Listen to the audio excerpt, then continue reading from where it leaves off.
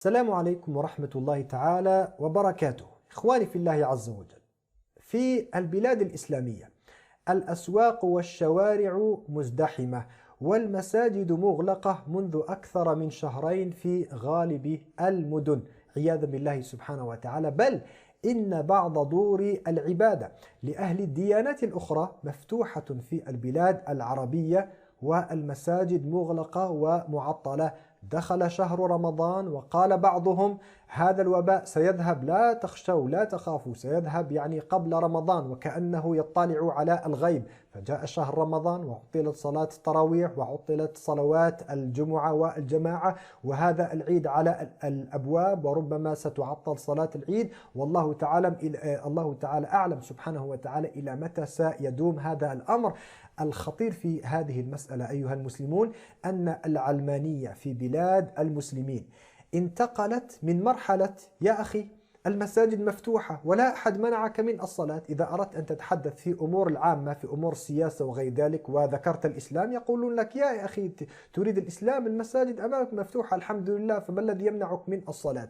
فانتقلنا من مرحلة المساجد مفتوحة فلا أحد يمنعك من الصلاة إلى مرحلة أخرى، وهي الله تعالى يسمعك في كل مكان، اذهب وصلي في بيتك، لماذا تريد؟ لماذا تبحث عن المسجد؟ فهذا تطور خطير جدا، ولا ينبغي أن يمر الأمر هكذا حتى لو أعيد فتح المساجد قريبا، وإلا سيكون سابقة خطيرة تصبح سنة وشبهة لكل من يريد إغلاق بيوت الله سبحانه وتعالى والتضييق عليها في المستقبل. فيا أيها المشايخ، يا من أفتيتم بجواز إغلاق بيوت الله سبحانه وتعالى وتعطيل الجمعة وتعطيل الجمع، أين فقه المآلات؟ أين فقه النتائج؟ أين بعد النظر؟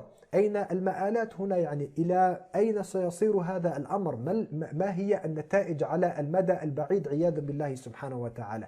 إنها والله سنة سيئة في هذه الأمة قد أتيتم بها، وقد أردتم أن تبرروا بها هذا الفساد الواقع في الوقت الحالي. وكما قلنا ليس أخطر ما في هذا الأمر إغلاق المساجد، وإنما الأخطر منه هو السعي في تبريره بالجانب أو بالأدلة أو بالخطاب الفقهي والشرعي عبر فتاوى رسمية أحيانا وفتاوى أخرى غير رسمية. ففي هذا المقطع المهم جدا بإذن الله سبحانه وتعالى أعدكم أستعين بالله عز وجل أولا، ثم أعدكم بإذن الله سبحانه وتعالى أننا سنسعى في بيان وجه أو أوجه بطلان هذا القول وهذه الفتاوى التي ما أنزل الله تعالى بها من سلطان أولا، ثم كذلك الرد على الكثير من الشبهات مثل قوله الضرورات تبيح المحظورات، صلوا في رحالكم واجعلوا بيوتكم قبلة ولا تلقوا بأيديكم إلى التهلكة. كل هذه الأدلة أو شبه أو الأدلة التي جعلوها في غير موضعها إن شاء الله سبحانه وتعالى سنقوم بتناولها بإذن الله عز وجل حتى يكون دين الله سبحانه وتعالى واضحا، نؤدي ما علينا، ثم الله عز وجل يهدي من يشاء إلى صراط مستقيم. الحمد لله والصلاة والسلام على رسول الله صلى الله عليه وسلم، وبعد. إخواني في الله عز وجل، يقول عبد الله بن مسعود الصحابي الجليل كما جاء في صحيح مسلم قال رضي الله تعالى عنه: من سره أن يلقى الله غدا مسلما فليحافظ على هؤلاء الصلوات حيث ينادى بهن، يعني في المساجد، فإن الله شرع لنبيكم صلى الله عليه وسلم سنن الهدى وإنهن من سنن الهدى، أي أن صلاة الجماعة في المساجد تعتبر في دين الله عز وجل من سنن الهدى التي تهتدي بها أمة النبي عليه الصلاة والسلام. ثم يقول رضي الله تعالى عنه: ولو أنكم صليتم في بيوتكم كما يصلي هذا المتخلف في بيته، أي أنه أشار إلى إنسان بعينه، إلى شخص بعينه، فقال هذا المتخلف الذي لا يأتي إلى المسجد ولا يصلي عادة مع المسلمين في الجماعات بل يصلي في بيته، ماذا سيحدث؟ يقول: لو أنكم صليتم في بيوتكم كما يصلي هذا لتركتم سنة نبيكم، ولو تركتم سنة نبيكم لضللتم، ثم يقول في آخر الحديث هنا: ولقد رأيتنا وما يتخلف عنها، أي في زمن النبي عليه الصلاة والسلام ما كان يتخلف عن صلاة الجماعة، يقول: إلا منافق معلوم النفاق. فالعجيب سبحان الله أن الكثير من المشايخ الذين أفتوا في هذه الأيام بجواز إغلاق المساجد ومنع صلوات الجمعة وصلوات الجماعة بقوة السلطان، هم أنفسهم كانوا يشددون جدا في نصرة القول بوجوب صلاة الجماعة، بأن صلاة الجماعة أمرها واجب، حكمها واجب في دين الله سبحانه وتعالى، وكانوا يدققون جدا ويجتهدون في إظهار قول المخالف لهم في صورة القول الضعيف المخالف للنصوص والمخالف لأحاديث النبي عليه الصلاة والسلام. وهذا طبعا ليس بعيب، فمن حق العالم أو من حق المفتي أو المجتهد أو غير ذلك إن كان يعتقد قولا ما وكان يرى أن هذا هو الحق، من حقه أن يقوم لانتصار هذا القول وأن ينتصر له بذكر الأدلة والرد على أدلة المخالف وغير ذلك. وإنما العيب هنا في من كما قلنا يفتي بوجوب صلاة الجماعة عادة ويشدد جدا في هذه المسألة، ثم يأتي في هذه الأيام فيجيز للسلاطين أن يغلقوا بيوت الله سبحانه وتعالى وأن يمنعوا صلوات الجمعة وصلوات الجماعة. وهؤلاء أنفسهم الذين يتظاهرون بالإفتاء بتعطيل المساجد بسبب الوباء، لو عرضت عليهم نفس الفتوى الذي يقولون بها حاليا أو التي يوافقون عليها حاليا، لو عرضت عليهم قبل سنة واحدة قبل ظهور هذا الوباء لاستنكروها ولقالوا هذه فتوى ضعيفة وما فيها من الأدلة أدلة ضعيفة وهذا قول باطل. ولكن للأسف سبحان الله لما جاء الأمر من الفوق من السلطات من الذين يحكمون، صار القول بتعليق صلوات الجمعة وصلوات الجماعة قولا هينا يجيزونه لأدنى شبه كما سنذكر ذلك إن شاء الله سبحانه وتعالى. فالسؤال الأول الذي نبدأ به إخواني في الله عز وجل: من أين لكم هذا؟ من أين جاءوا بهذا القول الذي يبيح لهم إغلاق المساجد ومنع صلوات الجمعة وصلوات الجماعة؟ الإمام أحمد عليه رحمة الله تعالى، أو قبل أن نصل إلى الإمام أحمد عليه رحمة الله تعالى، هل عندهم مثلا آية من كتاب الله سبحانه وتعالى، آية صريحة؟ هل عندهم حديث صحيح عن النبي عليه الصلاة والسلام؟ حتى حديث ضعيف، حتى لو عندهم حديث ضعيف هكذا نصه فيه ما يجيز لهم إغلاق المساجد بالقوة ومنع الناس من الدخول لبيوت الله سبحانه وتعالى في هذه البلاد كما نراه في هذا الزمان. هل يعقل؟ هل نقول طبعا هذا نقوله من باب التنزل ومن باب النقاش، حاشا لله عز وجل. هل نسي الله تعالى الله عن ذلك وحاشا الله عز وجل؟ كما قلنا نقول من باب قول الله سبحانه وتعالى: قل إن كان للرحمن ولد فأنا أول العابدين، هذا كلام الله سبحانه وتعالى. فهنا من باب النقاش نقول: هل نسي الله تعالى أن ينزل في كتابه في القرآن أو أن يوحي إلى رسوله صلى الله عليه وسلم نصا دليلا فيه حكم استثنائي خاص بالمساجد زمن الوباء، زمن الطاعون وزمن المرض والفيروسات وغير ذلك؟ هل يعقل أن شريعة الله سبحانه وتعالى الشريعة الكاملة التي جاءت ببيان كل الحجج دين مبين في مسألة عظيمة كهذه لا ينزل الله تعالى فيها ولا آية ولا حديث إلى على النبي صلى الله عليه وسلم فيه إباحة إغلاق المساجد وإغلاق السلاطين للمساجد وتعطيل صلوات الجمعة وصلوات الجماعة بسبب الطاعون وبسبب الوباء؟ العلماء جمعوا كتب، سبحان الله، الإمام ابن حجر وغيره جمعوا كتبا مؤلفات كلها فيها أحاديث الطاعون والآثار عن الصحابة وعن السلف رضي الله تعالى عنهم في المسائل الفقهية والمسائل الإيمانية المتعلقة بالطاعون، وما نعلم أن فيها هنا دليلا كما قلنا دليل صحيح واضح صريح هكذا في هذه المسألة في إباحة إغلاق المساجد ومنع الصلوات عياذا بالله سبحانه وتعالى.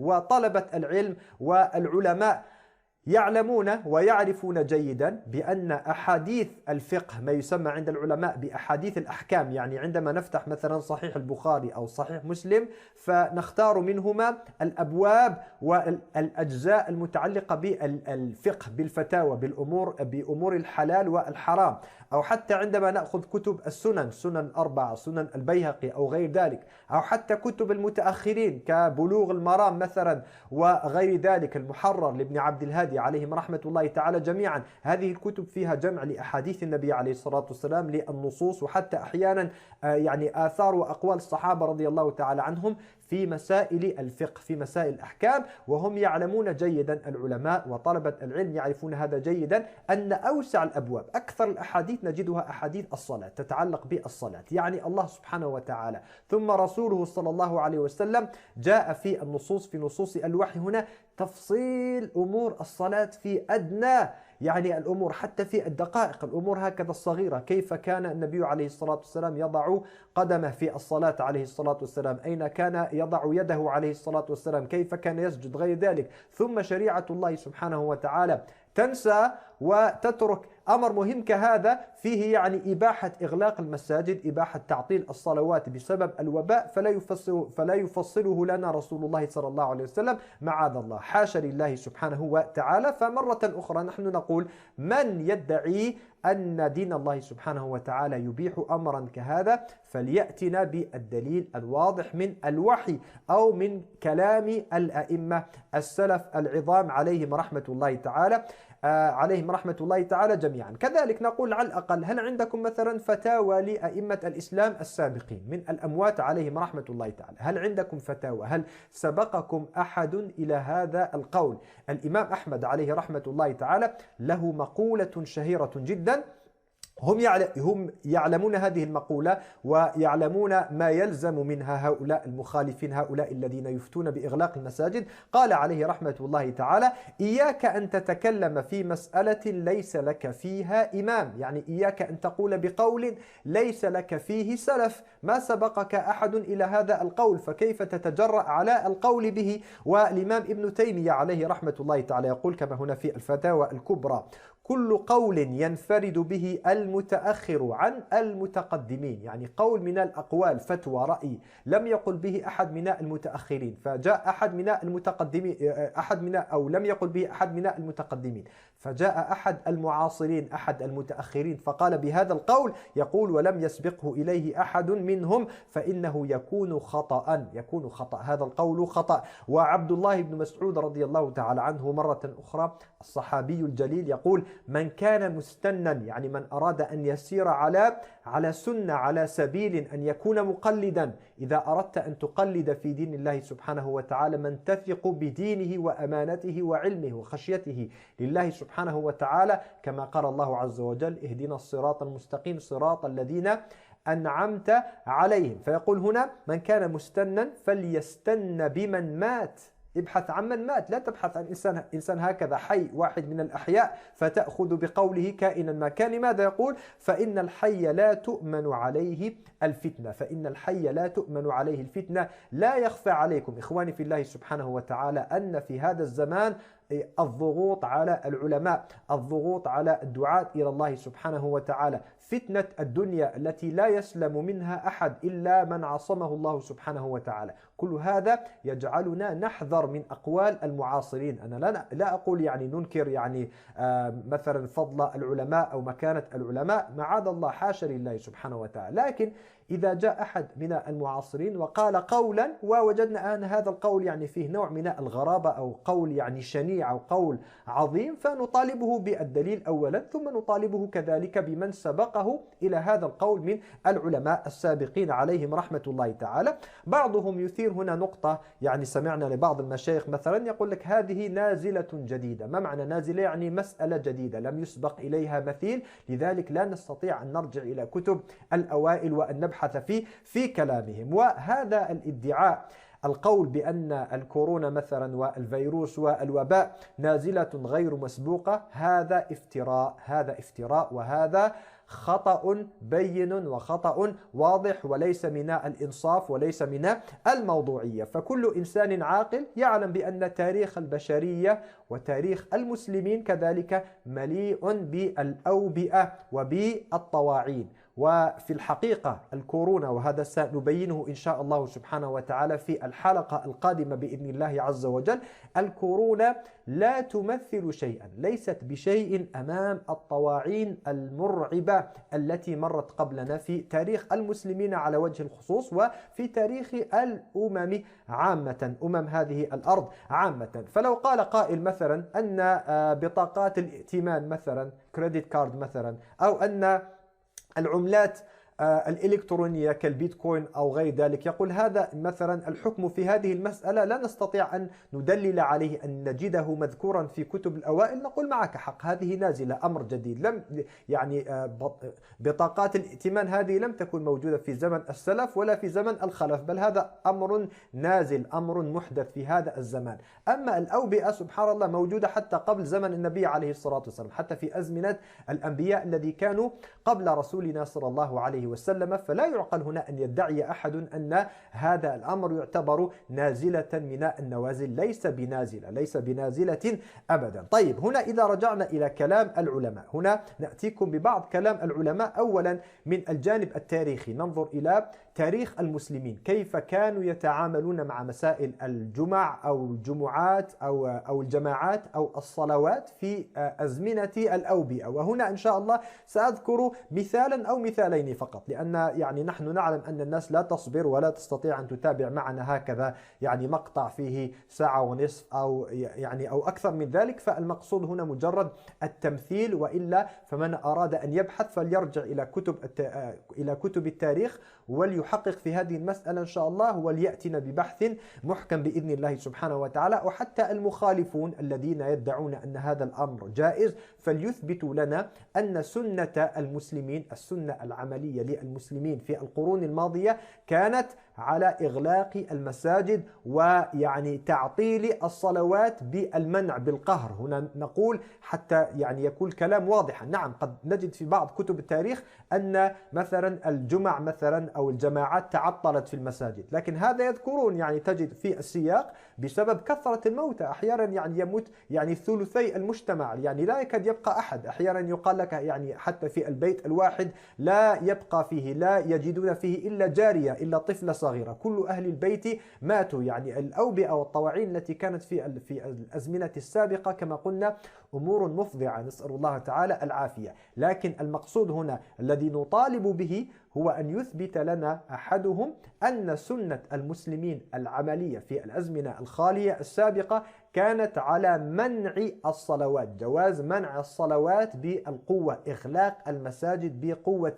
القهر والسلطان، أو على الأقل تحريم الصلوات. فليأتون مثلا بفتوى فيها تحريم الصلوات، أن أحد الأئمة خاطب قومه، خاطب المسلمين فقال لهم لا يجوز لكم أن تجتمعوا في بيوت الله سبحانه وتعالى لتصلوا بسبب الطاعون أو بسبب الوباء. هنا ابن الجوزي عليه رحمة الله تعالى يذكر لنا وباء وقع في القرن الخامس، سأختار منه بعض إن شاء الله عز وجل المقاطع، ويعني النقل كله أمامكم لمن أراد أن أن يضغط على زر بوز ثم يقرأ المقطع كاملا. يقول هنا: وكان الفقراء يشوون الكلاب وينبشون القبور فيشوون الموتى ويأكلونهم. يعني تخيلوا هنا يعني وباء وبلاء شديد من كثرة الموت، من كثرة الجوع، الناس لم تجد ما تسد به رمقها، ما تأكل بها، ما تقيم به صلبها، فاضطر الناس إلى أكل الكلاب عياذا بالله سبحانه وتعالى وإلى أكل الموتى. فهنا يعني شدة اضطرار لمن يقول مثلا الضرورات تبيح المحظورات،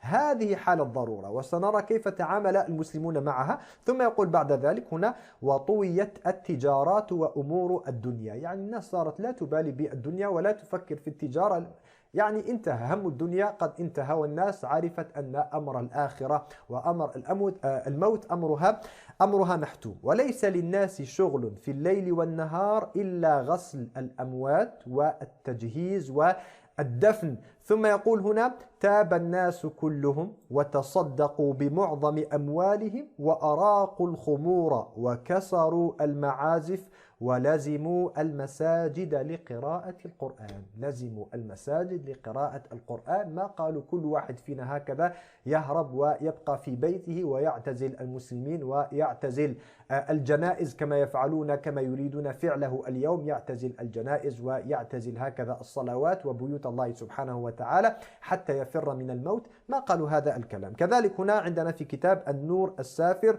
في أحداث يعني القرن العاشر، هنا حصل بمدينة زبيد مرض عظيم ومات بسببه خلائق لا يحصون، وكثر الوباء واستمر الدعاء لذلك في الصلاة والخطب.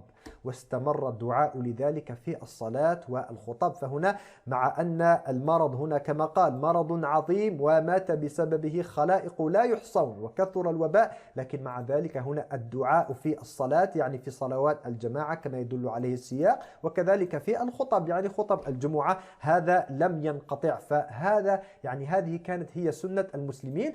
أذكر لكم الآن أقوال بعض الفقهاء من أئمة الإسلام، أئمة الفقه عليهم رحمة الله تعالى. ومرة أخرى من أراد إن شاء الله أن يتفرغ لهذه المسألة ويتوسع ويقضي بعض الساعات من وقته إن شاء الله سبحانه وتعالى فيأتينا بأقوال أخرى من أقوال الفقهاء كيف كانوا يفتون في مثل هذه النوازل وما الذي ينبغي على المسلمين أن يقوموا به. وأنا هنا أريد أن أنبه، أنا أعلم بأن يعني بعض المستمعين وبعض الناس ينظر إلى هؤلاء إلى هذا الكلام نظرة دونية، لأن بالنسبة له الفقهاء السابقون والمسلمون ممن سبقنا في القرون الماضية ينظر إليهم على أن فيهم نوع من التخلف. يعني نحن نعلم يعني هذا أمر لا يخفى عليكم بأن الكثير من المنتسبين إلى الإسلام اليوم ينظرون إلى العالم الغربي، ينظرون إلى ما يسمى بالعلم الحديث نظرة إعظام وإجلال. فبالنسبة لهم يعني لا نقول بقول من مسائل الفقه حتى يوافق عليه الفكر الغربي، أو حتى يوافق عليه العمل الغربي،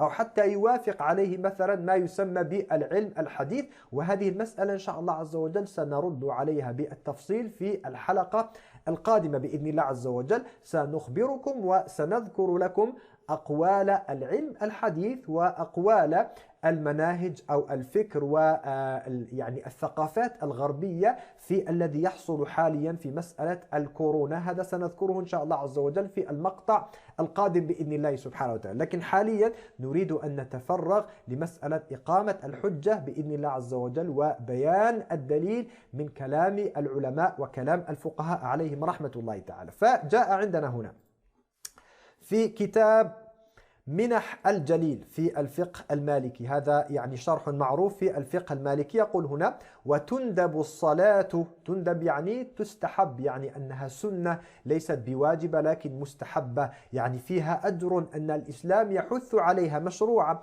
تندب الصلاة للزلزلة يعني حين حصول الزلزال ونحوها من الآيات المخوفة، لأن الله عز وجل يقول: وما نرسل بالآيات إلا تخويفا، كالوباء والطاعون. كالوباء والطاعون مقصوده هنا يتكلم حول صلاة، يعني صلاة هي مثل صلاة الخسوف. عندنا صلاة الخسوف مثلا ثابتة عن النبي عليه الصلاة والسلام، كان النبي عليه الصلاة والسلام إذا رأى الخسوف فقام وصلى وفزع إلى الصلاة عليه الصلاة والسلام، لأن هذه آية من آيات الله سبحانه وتعالى، الله عز وجل يخوف بها عباده. فهنا العلماء يناقشون مسألة: هل يشرع كذلك أن تقام صلاة مثل صلاة الخسوف فيها التضرع إلى الله سبحانه وتعالى والدعاء والاجتماع للصلاة وغير ذلك؟ هل يشرع ذلك في حال مثلا بقية الآيات كالزلازل وكالأوبئة والطواعين وغير ذلك؟ وأنا أعلم أن هذه التفاصيل الفقهية هنا فيها خلاف، هذا لا إشكال فيه. نحن هنا لسنا في صدد مناقشة هل ينبغي إقامة هذه الصلاة أو لا تقام الصلاة، لا، لأن هذه الصلاة كما قلنا صلاة يعني منهم من يقول مستحبة، منهم من يقول واجبة إذا أمر بها السلطان كما سيأتي معنا إن شاء الله عز وجل. لكن المقصود هنا إيضاح أن العلماء لم يخطر أصلا على بالهم مسألة تعطيل الجماعات تعطيل اجتماع المسلمين للصلاة حتى في غير الصلوات الخمس. فيقول هنا يصلون أو نحوها من الآيات المخوفة كالوباء والطاعون أفذاذا يعني فرادى وجماعة ركعتين أو أكثر، وعن اللخمي ندب ركعتين وتجب بأمر الإمام. فعندنا هنا يجيز هذه الصلاة أن تؤدى جماعة حتى في زمن ماذا؟ الوباء والطاعون. بل يقول هنا عن بعض العلماء تجب بأمر الإمام، يعني تصير واجبة، كانت مستحبة، كانت يعني مشروعة، لكن إذا أمر بها الإمام السلطان. فانظروا سبحان الله هنا، يعني طاقة السلطان هنا، حدود أو سلطة الحاكم في دين الله عز وجل ليست في منع الصلوات، ليست في إغلاق المساجد، بل إن قيل أن له سلطة في مسألة الصلاة فسلطته هنا في حمل الناس على الصلاة، وليس في منع الناس من الصلاة، في حمل الناس حتى على صلاة ليست بصلاة يعني هي من الصلوات الخمس التي افترضها الله سبحانه وتعالى. في الأصل كما قلنا لست هنا في صدد يعني ترجيح قول على قول، ليست هنا المسألة مسألة يعني ذكر الخلافات الفقهية وغير ذلك، وإنما أريد أن أنبه على مسألة أن العلماء عليهم رحمة الله تعالى لم يخطر ببالهم قضية هنا تعطيل الصلوات وتعطيل اجتماع المسلمين بسبب الوباء أو الطاعون. كذلك في شرح الخرشي لمختصر خليل، وهو كذلك من في الفقه المالكي، يقول هنا ويدخل في ذلك الصلاة لدفع الوباء والطاعون لأنه عقوبة من أجل الزنا. تأملوا يا أيها المسلمون، تأملوا في زماننا هذا صار سبحان الله من يقول بأن الأوبئة تكون عقوبة من الله سبحانه وتعالى، يتهم بالتألي على الله عز وجل، يتهم ربما حتى بالتطرف عياذا بالله سبحانه وتعالى. فهل هذا الإمام المالكي الفقيه المحترم هذا كلام، يعني هذا الكلام منقول من تراثنا الفقهي، ليس هذا الإنسان بمتطرف ولا بإنسان غريب على الفقه. أي إنسان يدرس الفقه وإنسان يعني يدعي أنه من أهل العلم أو من حملة العلم ليس أمامه إلا أن يحترم أمثال هؤلاء العلماء، هذا أمر معروف. فيقول لك هنا الوباء والطاعون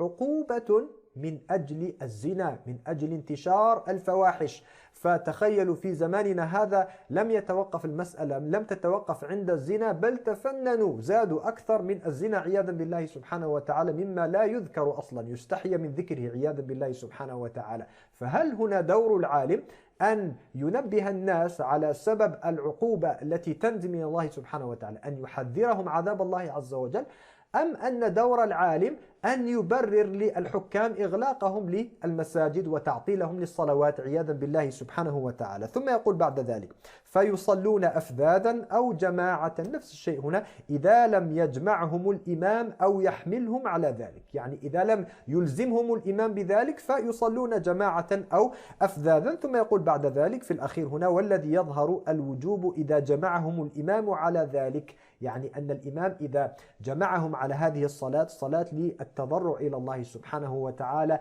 طلبا لدفع الوباء ورفع البلاء، يقول هنا وإنما شرعت الصلاة لذلك لأنه أمر يخاف منه، لأنه أمر يخاف منه، أي يعني من الآيات التي يرسلها الله سبحانه وتعالى تخويفا لعباده. عندنا كذلك هنا نقل من الدر المختار وحاشيته، وهذا مرجع معروف جدا في الفقه الحنفي. يقول هنا عندكم النقل كامل لكن هنا أركز هنا ومنه الدعاء برفع الطاعون، يعني الدعاء يعني الصلاة للدعاء وليس فقط مجرد الدعاء. ومنه الدعاء برفع الطاعون أي في عموم الأمراض، وأراد بالدعاء الصلاة لأجل الدعاء. قال في النهر فإذا اجتمعوا، يعني إذا اجتمع المسلمون لأداء هذه الصلاة ليدعو الله سبحانه وتعالى أن يرفع عنهم هذا الوباء، يقول صلى كل واحد ركعتين ينوي بهما رفعه. من المعاصرين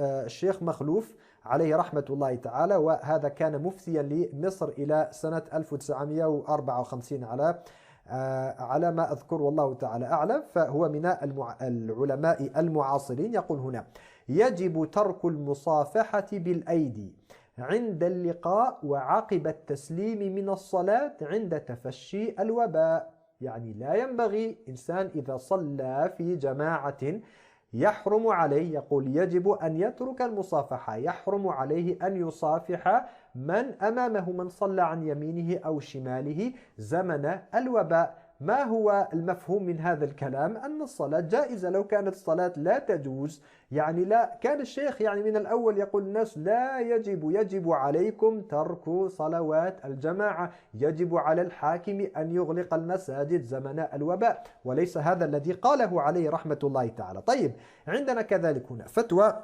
فتوى علماء مصر من القرن الماضي، جاء هنا في مجلة المنار.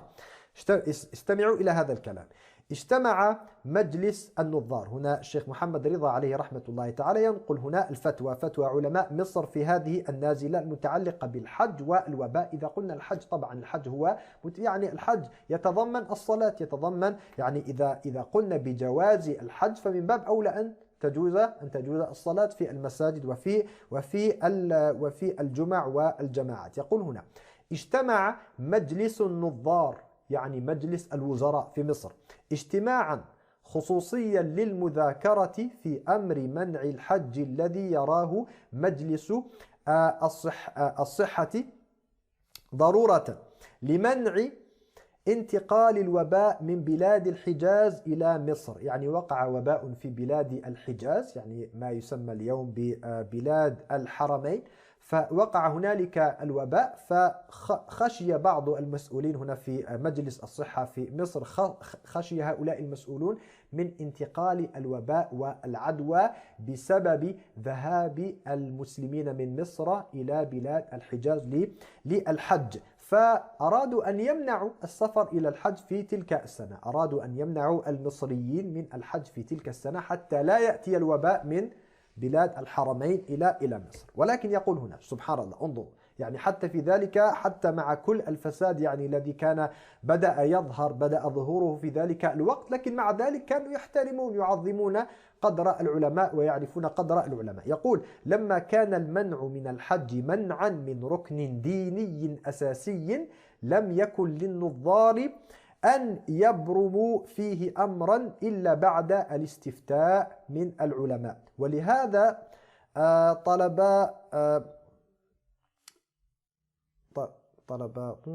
رئيس مجلس، نعم هنا ذكر اسم ما، رئيس مجلس النظار لحضور الاجتماع صاحب السماحة قاضي مصر وأصحاب الفضيلة شيخ الأزهر ومفتي الديار المصرية، وذكر غيرهم من العلماء الذين من أكابر العلماء والمسؤولين الذين حضروا هذا اللقاء مع الوزراء حتى يتناقشوا في هذه المسألة. يقول هنا فبعد أن انفضوا من المجلس اجتمعوا وأجمعوا، يعني اجتمع العلماء وأجمعوا على كتابة هذه الفتوى وإرسالها إلى مجلس النظار، وهي بحروفها. ما هي الفتوى؟ الحمد لله وحده لم يذكر أحد من الأئمة، تأملوا هنا، لم يذكر أحد من الأئمة السابقين هؤلاء علماء مصر، ولا لم يجيزوا لأنفسهم أن يفتوا من غير أن يفتوا وأن يقولوا على غير قول سابق. فهنا يقول لم يذكر أحد من الأئمة يعني من كان قبلنا من شرائط وجوب أداء الحج عدم وجود المرض في البلاد الحجازية، فهذا أمر مبتدع. لا يقال هنا من شروط جواز الحج أن لا يوجد وباء مثلا في مكة، هذا لم يقل به أحد يقول. فهنا سبحان الله يعني يخشون الله سبحانه وتعالى، اتقوا الله سبحانه وتعالى، تورعوا عن تحريم شيء، عن اشتراط شرط لم يقل به أحد من السابقين. يقول هنا فوجود شيء منها فيها لا يمنع وجوب أدائه على المستطيع، يعني وجود الوباء في مكة لا يمنع المستطيع من وجوب ذهابه إلى الحج. يقول هنا وعلى ذلك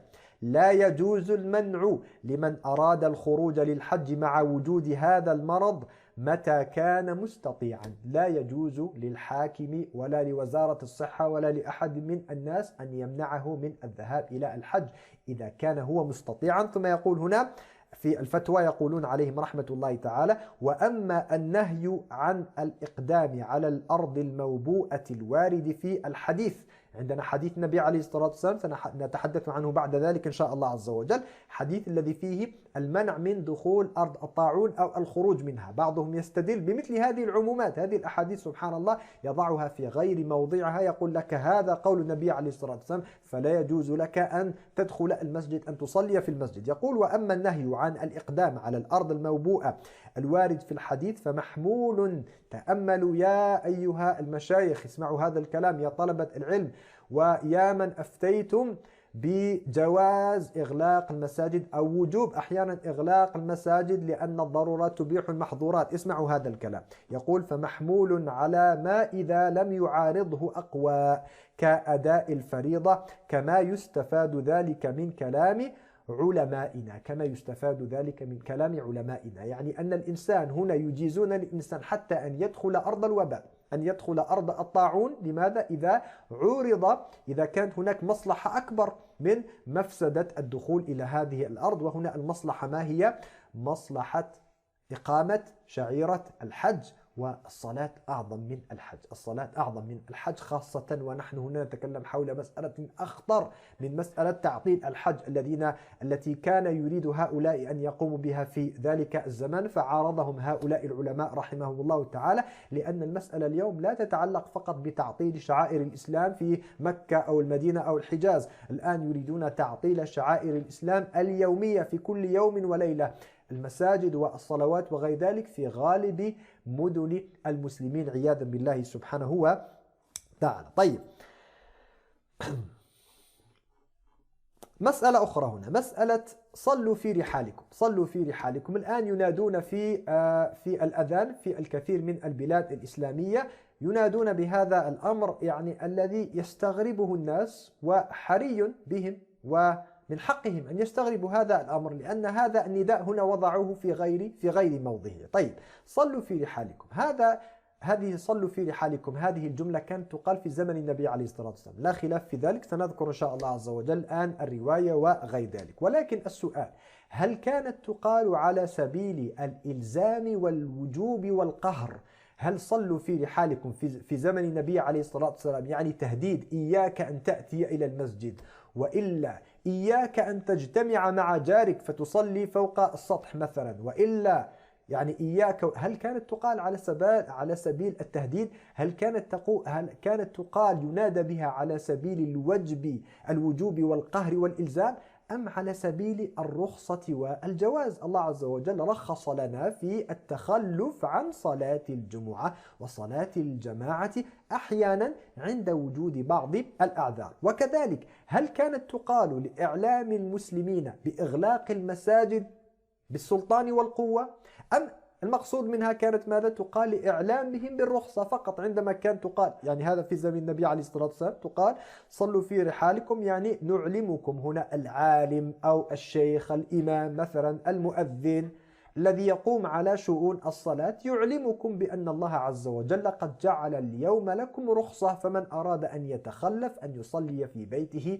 فله ذلك ولا عليه، لا يتحرج من هذا الأمر ولا يشعر في قلبه بالذنب أو أنه فرط في الصلاة. خلاص الحمد لله، المؤذن قال صلوا في رحالكم، ومبناه في ذلك على حديث من أحاديث النبي عليه الصلاة والسلام. فتخيلوا هنا حتى يعني كما قلنا صلوا في رحالكم في زمن النبي عليه الصلاة والسلام لم تقل كما سنثبته الآن إن شاء الله عز وجل، لم تكن تقال على سبيل القهر وعلى سبيل المنع من الاتيان إلى المسجد، مع أن الحاكم في ذلك الزمان هو أعظم حاكم عرفته البشرية. لا يوجد حاكم أعظم من رسول الله عليه الصلاة والسلام، بل هو الإنسان الوحيد الذي له حق الطاعة المطلقة. الله عز وجل أمرنا بطاعته مطلقا عليه الصلاة والسلام. أما غيره من الحكام عليه الصلاة والسلام هو ليس بحاكم، هو نبي عليه الصلاة والسلام، قبل كل شيء نبي رسول، لكن كان الحكم إليه عليه الصلاة والسلام عند وجوده وفي حياته بين أصحابه رضي الله تعالى عنهم. وإلا فالنبي عليه الصلاة والسلام ليس مجرد حاكم هكذا،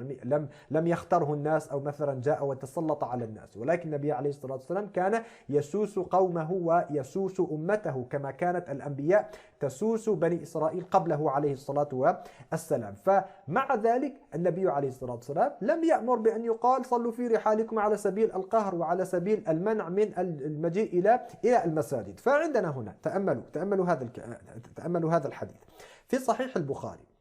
في صحيح البخاري جاء هنا قال الإمام البخاري عليه رحمة الله تعالى: باب هل يصلي الإمام بمن حضر وهل يخطب يوم الجمعة في المطر؟ يعني عند وجود العذر وينادى صلوا في رحالكم، لأن هذا الباب كما قلنا هو الباب الذي جاء فيه ذكر حديث صلوا في رحالكم، الذي يستدلون به في هذه النازلة. فالإمام البخاري عليه رحمة الله تعالى يقول لك هل يصلي الإمام بمن حضر يعني عند وجود العذر، وهل يخطب يوم الجمعة مع وجود المطر؟ طيب نرجع هنا إلى كلام العلماء. كما قلنا نحن الحمد لله لا نبتدع شيئا من عندنا. أنا لم أخترع شيئا من عندي، لست عالما الحمد لله، ولكن لست جاهلا في نفس الوقت، يعني بحمد الله عز وجل وفضله. الله عز وجل شرف هذه الأمة بوجود الوحي، بوجود الأدلة البينة الواضحة، وبوجود بعد ذلك الأئمة العلماء الثقات عليهم رحمة الله تعالى، الذين نقلوا لنا العلم وبينوا لنا دين الإسلام بيانا واضحا. فالحمد لله لا يأتي أي أحد ويضحك علينا عندنا الكلام، ولا أحد يعني مثلا يستعلي علينا ويقول يعني هذا فلان هو العالم أو غير ذلك. لا ليس عندنا كهنوت في دين الله عز وجل، وإنما علينا فقط أن لا نفتري على الله سبحانه وتعالى وأن لا نفتي، وإنما هنا نرجع كما قلنا إلى كلام العلماء. طيب يقول هنا الإمام ابن رجب عليه رحمة الله تعالى في كتابه فتح الباري، هذا من أعظم شروح صحيح البخاري، يقول يعني بهذا الباب، يعني يشرح كلام البخاري، يعني بهذا الباب أن المطر والطين وإن كان عذرا في التخلف عن الجماعة في المسجد، إلا أنه عذر لآحاد الناس، وأما الإمام فلا يترك الصلاة لذلك في المسجد، فالإمام يقيم الصلاة في المسجد ويصلي جماعة في المسجد بمن حضر، يعني المسجد مفتوح، لو جاء من جاء، حضر من حضر، مرحبا بك أخي، تفضل بيت الله عز وجل.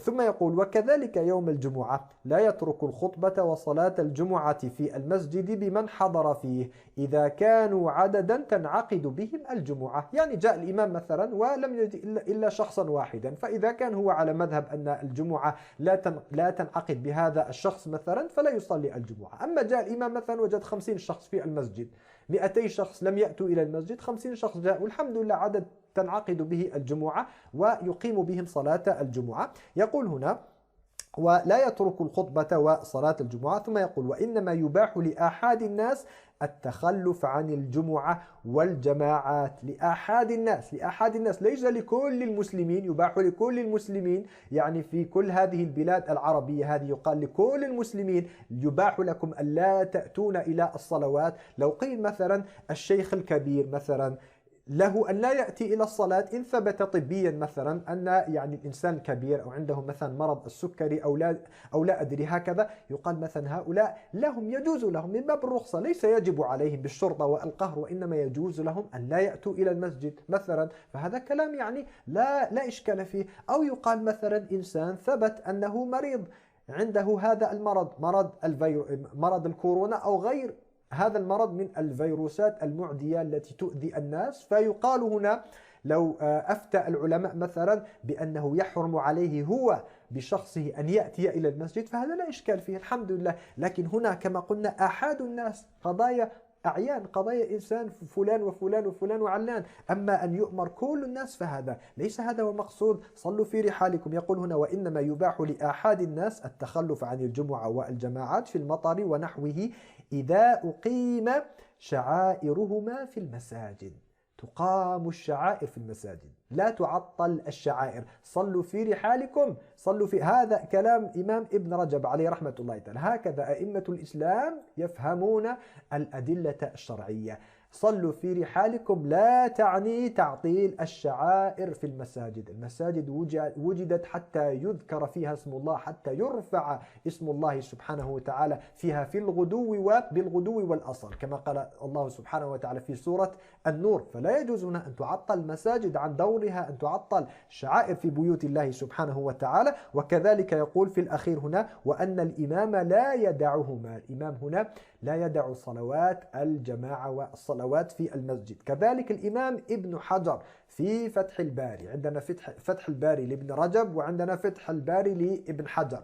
ابن رجب عليه رحمة الله تعالى لم يكمل شرحه، شرح ابن رجب على صحيح البخاري فتح الباري، وإلا فبعض العلماء يفضلونه على شرح ابن حجر عليهما رحمة الله تعالى، وكلاهما من أئمة الإسلام العظماء. يقول هنا كذلك في نفس الموضع هنا في شرح كلام الإمام البخاري والحديث الذي جاء بعده، حديث صلوا في رحالكم: فلو تكلف قوم الحضور، تكلفوا يعني حملوا نفسهم مع وجود المطر والعذر وغير ذلك، حملوا أنفسهم وتكلفوا المشقة، صبروا لوجه الله سبحانه وتعالى، هل يلام هؤلاء؟ هل نقول لهم سمعتم صلوا في رحالكم ومع ذلك ما الذي جاء بكم إلى المسجد؟ يقول هنا: فصلى بهم الإمام لم يكره، ليس مكروه، ليس مكروه، فضلا عن أن يكون محرما. اليوم جعلوه من المحرمات، قال لك يعني صلوا في رحالكم، السلطان قال لك صلوا في رحالكم، ومن الذي أعطى السلطان هذا الحق؟ هل هو شريك مع الله سبحانه وتعالى؟ يقول هنا: لم يكره، فالأمر بالصلاة في الرحال على هذا للإباحة لا الندب.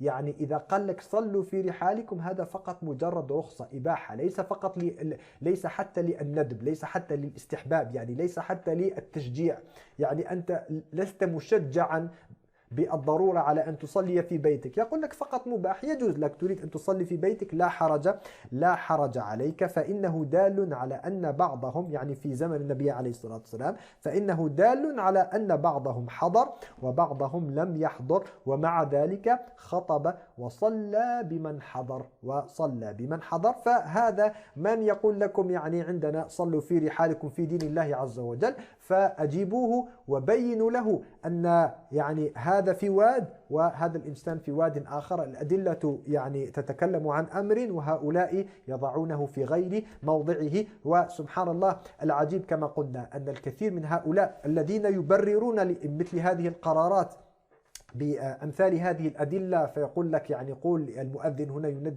ينادي صلوا في رحالكم، إذا جاءوا سبحان الله قبل ذلك في غير هذه المسألة، إذا جاءوا في مسائل فقهية اجتهادية يسيرة اختلف فيها حتى أئمة الإسلام، يعني أمور دقيقة من مسائل الفقه، هنا تجدهم ما شاء الله يعني فقهاء مدققين محققين، أشباه نظائر وفروق وفحص للمسائل هكذا، حتى يعني يجتهد في إبطال قول المخالف وإخراج ألف شرط وشرط، أحيانا يعني حتى المخالف له عنده حديث وعنده دليل وآية وأقوال مالك وأقوال أبو حنيفة، فيرد عليه ويضعف قوله ويأتيك يعني سبحان الله يعني بنقولات لم تسمع عنها أبدا، في أمور دقيقة، أمور هينة، أمور يسيرة إن شاء الله المجتهد فيها بين الأجر والأجرين، ثم يأتي إلى مسألة عظيمة كهذه، مسألة تتعلق بالركن الثاني من أركان الإسلام، بعماد الدين، يعني الشعيرة الأعظم لهذا الدين وهي المساجد. يعني هذه الشعائر الظاهرة في زمن النبي عليه الصلاة والسلام كان ينتظر هل يسمع الأذان، كان يريد أن يعرف عليه الصلاة والسلام هل تقام فيهم الصلاة هؤلاء القوم أو غير ذلك قبل أن يغير عليهم عليه الصلاة والسلام. فهذه الأمور تسمى شعائر ظاهرة تتميز بها بلاد الإسلام، عندما يكون الناس الحمد لله يجتمعون للصلوات كما قال عبد الله بن مسعود في الأثر الذي افتتحنا به هذا المقطع، فيأتي هؤلاء هكذا ثم يردون أمر الله سبحانه وتعالى ويعطلون هذه الشعائر العظيمة من غير برهان من الله سبحانه وتعالى، ويجيزون لأنفسهم أن يقولوا للمؤذن قل للناس صلوا في رحالكم. نعوذ بالله سبحانه وتعالى من الخذلان. طيب، عندنا بعد ذلك كذلك مسألة اجعلوا بيوتكم قبلة. سبحان الله، جعلوا شعار المرحلة الآن واجعلوا بيوتكم قبلة، اجعلوا بيوتكم قبلة. فالمسألة يسيرة هينة، يقول لك هذه آية في كتاب الله سبحانه وتعالى في سورة المائدة، عندما قال الله سبحانه وتعالى لموسى وأخيه أن تبوأ لقومكما بمصر بيوتا واجعلوا بيوتكم قبلة وأقيموا الصلاة وبشر الصابرين أو بشر المؤمنين. طيب، الآية هنا 87 من سورة المائدة. ما معنى هذه الآية؟ ما هو خطاب الله سبحانه وتعالى إلى عباده في هذه الآية؟ نرجع إلى كلام أئمة التفسير حتى لا يتلاعب هؤلاء، حتى لا يتلاعبوا بكلام الله سبحانه وتعالى وبالأدلة الشرعية. نحن حاليا ملزمون مضطرون إلى جعل بيوتنا قبلة، ولكن هنا لماذا؟ هل بسبب الفقه والحكمة ما شاء الله والمحافظة على أرواح المسلمين؟ لا، سنرى ما هو السبب. يقول هنا جاء في تفسير الطبري، الإمام الطبري عليه رحمة الله تعالى إمام المفسرين، ينقل لنا بعض أقوال الأئمة من التابعين والسلف وغير ذلك. يقول عن قتادة قال: وذلك حين منعهم فرعون الصلاة فأمروا أن يجعلوا مساجدهم في بيوتهم وأن يوجهوها نحو القبلة. حين منعهم فرعون الصلاة أمروا أن يجعلوا مساجدهم في بيوتهم. وإمام ابن كثير عليه رحمة الله تعالى ما الذي يقوله في تفسيره؟ يقول هنا كذلك ينقل لنا أقوال الصحابة والتابعين في تفسير هذه الآية، وهم أعلم بكتاب الله عز وجل منا.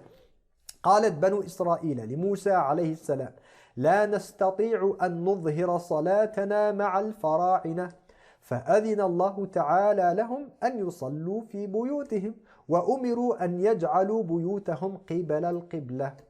تأملوا مرة أخرى: لا نستطيع أن نظهر صلاتنا مع الفراعنة، فأذن الله تعالى لهم أن يصلوا في بيوتهم. ثم عندنا كذلك هنا رواية أخرى عن إمام مجاهد بن جبر عليه رحمة الله تعالى لما خاف بنو إسرائيل من فرعون أن يقتلوا في الكنائس الجامعة، يعني في مساجدهم، في دور العبادة التي كانت عندهم، خافوا أن يقتلوا، خافوا أن يقتلهم فرعون، فأمروا أن يجعلوا بيوتهم مساجد مستقبلة الكعبة يصلون فيها سرا، يصلون فيها سرا. فبما أنكم جعلتم شعار المرحلة واجعلوا بيوتكم قبلة، فأنتم تقرون أنكم تحت حكم الفراعنة، وأن سلطان القهر هو الذي جعلكم تصلون في بيوتكم سرا، وأن القادم ربما لو بقيت الأمور على ما هي عليه، القادم سيتحول الأمر بعد سنوات، سنصبح مثل بني إسرائيل وسنصلي في بيوتنا، وكذلك سنصلي في بيوتنا سرا. فإن كان استدلالهم، إن كان في استدلالهم بهذه الآية نوع حق، شيء من الحق، فهو في أمر واحد، وهو أن هذه الآية تبين لنا وتذكرنا بالسبب الذي جعلنا نصلي حاليا في بيوتنا. فالمساجد لم تغلق للضرورة الفقهية ولا للضرورة الطبية، وإنما أغلقت للضرورة الفرعونية. ضرورة فرعونية هي التي أغلقت بيوت الله سبحانه وتعالى. طيب، مسألة أخرى هنا، جواز إغلاق المساجد للضرورة. يقولون لك هناك هذه كلها أدلة هكذا أو شبه أدلة، شبهات يلبسون بها على الناس عياذا بالله سبحانه وتعالى. فبعضهم يقول يجوز إغلاق المساجد للضرورة، والعلماء قد أفتوا بذلك، العلماء أفتوا بذلك. وسبحان الله في هذه الأيام على اليوتيوب انتشرت نسخ كثيرة لنفس المقطع لأحد العلماء من الأموات عليه رحمة الله تعالى، رحمه الله تعالى، وهو من العلماء الذين نحبهم ونجلهم، وإن كان العلماء ليسوا بمعصومين. دائما نأخذ كما قلنا أقوال العلماء. يقولون العلماء أنفسهم هم الذين يقررون هذه القاعدة لا تخفى على طالب علم. يقولون أقوال أو قول العالم يحتج له ولا يحتج به. نحتج له، أنا أحتاج أن أدافع عن قول العالم بأن أأتي بدليل من كتاب الله، من سنة النبي عليه الصلاة والسلام. طيب، قد يقول قائل مثلا: إذن لماذا نحتاج أقوال العلماء؟ نحتاج إلى أقوال العلماء حتى نوازن بين الدليل وبين الفهم. أنا لا أستطيع أن آتي بآية أو بحديث هكذا وأفسرها على هواي. آتيكم بالآية مثلا، تأتي بالحديث، ثم بعد ذلك أذكر لكم أقوال العلماء، كيف فهم العلماء هذه الآية أو كيف فهموا هذا الحديث. فإن جاء إنسان بقول من أقوال العلماء فقط ولا دليل عليه، خاصة إن كان في غير النوازل، فها نحن غير ملزمين بهذا القول. وإن جاء كذلك إنسان جاء بآية أو بحديث ولم يأتي بكلام العلماء الأئمة العظام العظماء عليهم رحمة الله تعالى، فيأتينا بكيف شرحوا هذا الحديث أو كيف فسروا هذه الآية، وإنما يأتي هذا الإنسان المعاصر بآية أو حديث ويخترع لنا فهما جديدا، فنحن كذلك لسنا ملزمين بقوله وبفهمه كمسلمين. نرجع هنا إلى المسألة. نقول أول شيء فرق بين جواز إغلاق المساجد للضرورة، هذه مسألة، جواز إغلاق المسجد للضرورة، وبين مسألة إغلاق جواز كل المساجد للضرورة. إغلاق مساجد، إغلاق مسجد، إغلاق مساجد شيء، إغلاق كل المساجد للضرورة شيء آخر. أمر آخر هنا، فرق بين إغلاق كل المساجد وبين إغلاق كل المساجد إلى أمد غير معلوم، وكإجراء يمتد لأشهر ربما لسنوات. فيروس الكورونا هذا قد يدوم عام، عامين، 3 أعوام. هذا نتكلم عنه إن شاء الله في المقطع القادم إن شاء الله عز وجل. سيكون حول، يعني نتكلم حول المسألة هنا الطبية، ما الذي يقوله العلم الحديث هنا في مسألة الكورونا. هذا إن شاء الله عز وجل يكون عنه الحديث في المقطع القادم بإذن الله سبحانه وتعالى. لكن هنا فرق بين إغلاق مساجد وإغلاق كل مساجد إلى أمد غير معلوم، تعطيل الصلوات، بل أسوأ من ذلك. تأملوا هنا الفروق، علينا أن نلاحظ الفرق، يعني الفقه كله في ملاحظة هذه الفروق هنا حتى لا يلبس عليكم من يريد أن يلبس على الناس.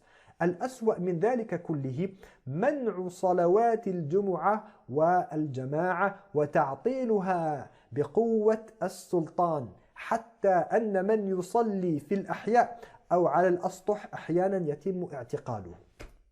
ما العلاقة بين هذه المسألة وبين جواز إغلاق المساجد للضرورة؟ ما العلاقة بين هذه المسألة والمسألة التي بعدها؟ فهنا كما قلنا لا إشكال في جواز إغلاق المساجد للضرورة، هذا أولا. فقد يكون هذا مثلا إغلاق مسجد واحد، أو إغلاق مثلا مساجد الحي، هذا الحي كله نغلق المساجد مثلا يوم، يومين، 3 أيام، أسبوع مثلا، بسبب وجود حريق مثلا، بسبب وجود تسمم في الماء، فنخشى على الناس، فنقول لمن أراد أن يصلي مثلا يا أخي سير ومثلا صلي في الحي مثلا الذي بعده.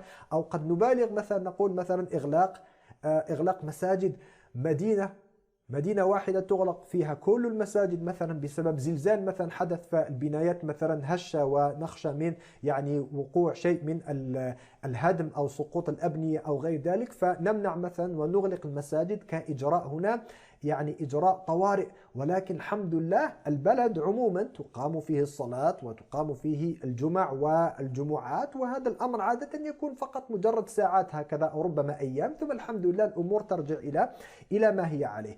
أما الآن فنحن نتحدث كما قلنا عن إغلاق أغلبية مساجد العالم ومنع الصلوات حتى في البيوت، حتى في الأسطح إذا اجتمع الناس. لا يقول لك أحد مثلا والله الصلاة جائزة في البيوت، لا، حتى مثلا لو قمت مثلا وجمعت بعض أقاربك وبعض أصحابك وبعض جيرانك فأردتم أن تقيموا صلاة الجمعة هناك في الحي داخل البناية، فهنا تمنع بالقهر وربما تعاقب على ذلك، ويعني إلى غير ذلك مما تعلمونه جميعا عياذا بالله سبحانه وتعالى.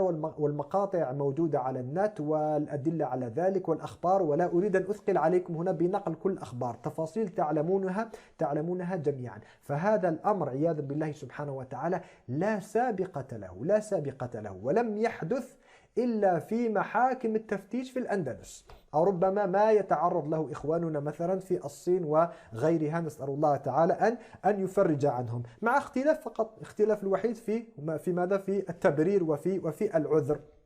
حاكم التفتيش كانوا يقولون هكذا، يصرحون بأنهم يبغضون الإسلام ويبغضون المسلمين. أما الآن الله تعالى أعلم بنياتهم، لا أريد هنا أن أدخل في مسألة النيات، وإنما أركز على الظاهر هي محاكم تفتيش، هي كمحاكم تفتيش حتى يمنع الناس من الصلاة، من صلوات الجماعة، من صلوات الجمعة في أغلبية المدن في العالم العربي على الأقل. وإن كان يعني بعض البلاد الإسلامية الآسيوية وغير ذلك تبيح الصلاة واتخذت بعض الإجراءات التي حقيقة تشكر عليها. طيب، كما قلنا أقوال العلماء يستدل لها ولا بها، أي أننا دائما نذكرها لتأييد فهمنا للدليل، بأن فهمي أنا لهذا الدليل فهم صحيح. هنا مثلا نأتيكم اللجنة الدائمة، كما قلنا يعني قبل أن أذكر هنا يعني كلام اللجنة الدائمة الذي أصدروه قبل 10 سنوات تقريبا، انتشر مقطع لأحد العلماء عليهم رحمة الله تعالى من السابقين، وإن كان من المعاصرين، من يعني علماء هذا العصر، لكن هو من الأموات عليه رحمة الله تعالى، فكأنهم لم يجدوا شيئا يبررون به هذا الفعل إلا هذه المقاطع. المقطع سبحان الله لا يدوم، يعني ليس فيه من كلام الشيخ نفسه عليه رحمة الله تعالى إلا 30 ثانية فقط، يذكر فيه أنه يجوز للحاكم أن يغلق المسجد الحرام، حتى المسجد الحرام وحتى الكعبة عند وجود الضرورة. طيب 30 ثانية فقط كما قلنا. طيب الشيخ نفسه، هذا الشيخ نفسه نفس العالم، نحن نسأل هؤلاء إن كانوا يعني هكذا يستدلون بالمقاطع، يأخذون مقطع من هنا فيعملون به ويفعلون به ما يشاءون.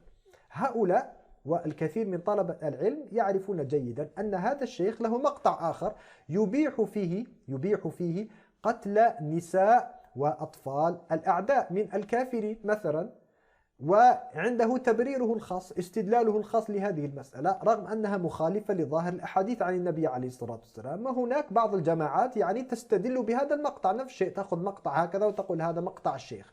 فهل أنتم توافقون على هذه الطريقة؟ هل أنتم توافقون على هذه الطريقة في التفقه؟ تلاعب بدين الله سبحانه وتعالى. إنسان إذا جاءه شيء يعجبه يأخذ به، إذا جاءه شيء لا يعجبه، ليس على هواه أو ليس على هوى الحكام مثلا، فيرده. هل هذا هو دين الله عز وجل؟ هل هذا دين الله سبحانه وتعالى الذي أنزله على نبيه عليه الصلاة والسلام؟ أم أنكم أصبحتم كأهل الكتاب تريدون أن تتلاعبوا بدين الله سبحانه وتعالى، تخفون ما يعني لا تحبون، وتظهرون ما تحبون من النصوص والأدلة وكلام العلماء وغير ذلك. لكن نرجع هنا، قلنا عندكم هنا في اللجنة الدائمة للإفتاء هنا، لعلها الآن الله تعالى أعلم لعلها أتت بقول جديد هنا، يعني كما قلنا يوافق أقوال الحكام، ولكن قالوا قبل 10 سنوات في بيان أصدروه حول التنبيه على أهمية صلاة الجماعة، فهنا البيان يتعلق بصلاة الجماعة، لكن كذلك قرروا لنا مبدأ، وكل مسلم يعني يخشى الله عز وجل، يحب الله ورسوله صلى الله عليه وسلم، يوافق على هذا المبدأ. لا شك سقطت كلمة لا شك أن الواجب هو اتباع الدليل من الكتاب والسنة فيما دل عليه من وجوب صلاة الجماعة في المسجد. فالواجب اتباع الدليل، يعني لا تأتي بقول فلان وفلان من العلماء ممن قالوا صلاة الجماعة ليست بواجبة، هم يقول لك لا، الواجب اتباع الدليل يا أخي من الكتاب والسنة، لأن الكتاب والسنة قد دل على وجوب صلاة الجماعة في المسجد، فهما حجة على من خالف في ذلك وفي غيره. فيعني كيف الآن سبحان الله الذي جاء وخالف وأمر بإغلاق المساجد أو أباح ذلك وأباح تعطيل الجمعة والجماعات، هل يستدل له بغير الكتاب والسنة؟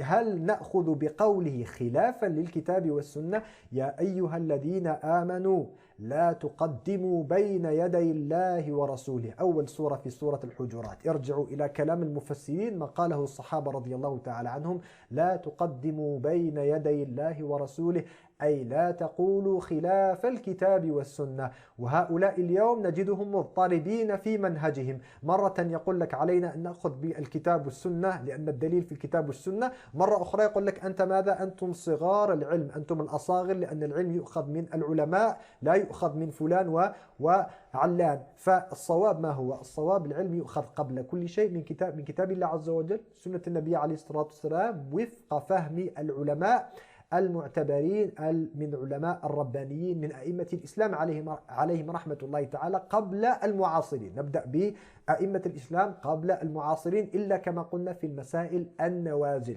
ولكن أي إنسان يأتينا بالكتاب والسنة وليس معه فهم العلماء لا نقبل منه فهمه للكتاب والسنة. وأي إنسان كذلك يأتينا بفتوى لا دليل عليها، وأفسد من ذلك إن كانت معارضة لأدلة واضحة من كتاب الله عز وجل، سنة النبي صلى الله عليه وسلم، الآيات الكثيرة تأمرنا وأقيموا الصلاة واركعوا مع الراكعين، أحاديث النبي عليه الصلاة والسلام كلها يا أيها الذين آمنوا، في القرآن الكريم يا أيها الذين آمنوا إذا نودي للصلاة من يوم الجمعة فاسعوا إلى ذكر الله وذروا البيع، وغير ذلك آيات كثيرة أحاديث كثيرة. وأنا آتي يقول لي والله فلان من العلماء أفتى لهم يجوز إغلاق المساجد. ما هذا الفقه؟ ما هذا الدين؟ يعني هذا دين يعني كهنوت أم دين الإسلام؟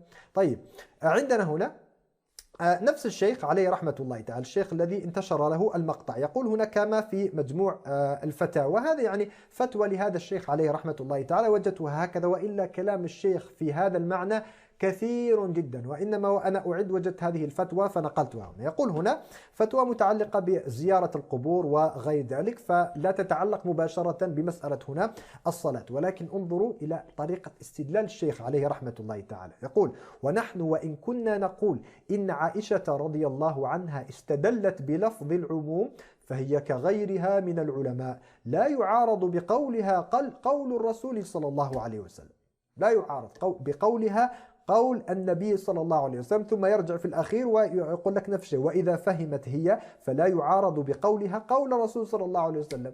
سبحان الله العظيم. وهذا كلام يعني عموما كلام حق، عموما كلام حق. ويعني هناك بعض الأمور يعني يتناقش فيها العلماء هنا في أصول الفقه، هل قول الصحابي حجة في الدين وغير ذلك. لا ندخل في هذه الأمور، يعني هذه الأمور لا تطعن في أصول الإسلام ونتركها للعلماء، ليست من شأننا. نحن هنا نتكلم عن من يريد هدم دين الإسلام، يريد هدم شعائر الإسلام وإبطال بيوت الله سبحانه وتعالى. فإذا كان هذا الشيخ عليه رحمة الله تعالى وكلامه عموما يعني كما قلنا لا اعتراض عليه، إذا كان يقول العلماء لا يعارض بقولهم قول الرسول صلى الله عليه وسلم، من يقصد بالعلماء هنا؟ أم المؤمنين الفقيهة عائشة رضي الله تعالى عنها. إذا كانت عائشة رضي الله عنها تأتينا بقول فيجوز لنا أن نقول والله هذا قول عائشة رضي الله عنها، لكن أنا أريد أن أسير على حديث النبي عليه الصلاة والسلام، لأن هذا فهمه هي للحديث أو للنصوص، أو ربما خفي عليه هذا الحديث. فإذا كان عائشة رضي الله عنها أم المؤمنين الفقيهة، يعني سبحان الله العظيم، التي برأها الله تعالى من فوق 7 سماوات، حبيبة النبي عليه الصلاة والسلام، لا يكاد يوجد من أمضى من عمره وقتا مع النبي صلى الله عليه وسلم أكثر من عائشة رضي الله تعالى عنها، ففقيهة عائشة رضي الله تعالى عنها. فكيف نقبل الآن أقوال علماء لم يلتقوا بالنبي عليه الصلاة والسلام، ولا هم من أئمة الفقه، ولا يضاهون الصحابة رضي الله تعالى عنهم، فضلا عن كبار الصحابة من أمثال عائشة رضي الله تعالى عنها. كيف لا يقال لهم هؤلاء؟ كيف لا يقال لهم